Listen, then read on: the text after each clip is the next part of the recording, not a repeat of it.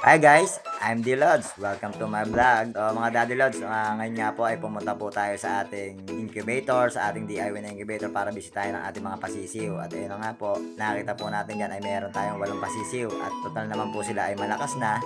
Handa na po yung ating bakante styrofoam na paglalagyan po nila at magsisilbing brooder.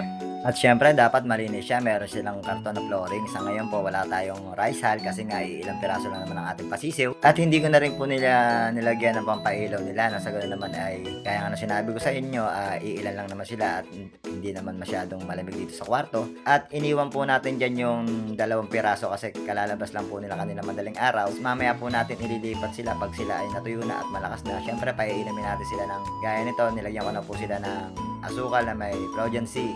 At syempre, kaunting patuka. Nasa ganun po ay makatuka-tuka sila dyan. Alaga po natin yan kada po oras-oras. Pinapasyalan po natin yan. Palibasa nga tayo po itutok sa ating mga pasisiw. Pag may nakita po tayo mga dumi o ipot nila ay agad po natin pinupunasan gamit po ang tissue. Nasa ganun po ay maiwasan po nila matuka o makain po nila ang kanilang mga dumi ng pagiging sanghin ng kanilang pagkakasakit. Kaya po lagi po dapat malinis. At matapos nga po natin silang ayusin at agad po tayong pumunta sa ating bantam na kung maaalala ninyo ay naglilimlim siya. Yung kanyang original na itlog ay ipinul out natin. Ipinalit po natin yung ating mga talagang priority. So, gaya nga sinabi ko sa inyo, hindi ko po priority magparami ng bantam. At agad ko pong naisip na mayroon po pala tayong itlog na naiwan o pahuling pa itlog. Kaya naisipan ko po na kaysa maglimliman niya yung kanyang itlog, inalis ko na laang at ipinalit ko yung priority nating pasisiw. Nang sa ganun po ay hindi po masayang ating panahon para tuloy-tuloy po ang paglaki po nila at nang hindi tayo mauubusan ng ating mga pasisiw. Lalo ngayon ay tayo inaharap sa pandemya ng ating yard kaya tuloy-tuloy lang po. Bigla akong naisip na 4 na araw na po pala siya naglilimlim. So sa madilit sa amin meron na po tayo makikita ng similya dyan. Maya-maya po ng konti ay ating ikakandling. Nang sa ganun po ay makita po natin yung may similya o wala. Nang sa ganun po ay magawa po natin ng paraan.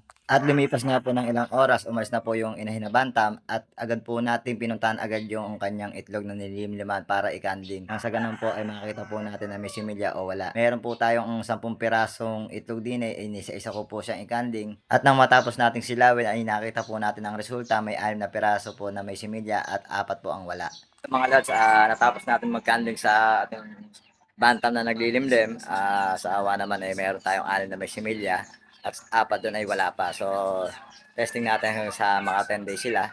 And then yung una kong videos kanina, mayroon tayong pasisiw nga at may 6 tayong unang lumabas sa kanilang shell at tapos iniwan natin yung yung 2 pasisiw kasi nga mahina pa sila. Ililipat din natin yung mamayang hapon. So yun, hanggang dito na lang muna aking munting videos. Maraming salamat. I am D-Lods. Focus lang sa go. Peace out.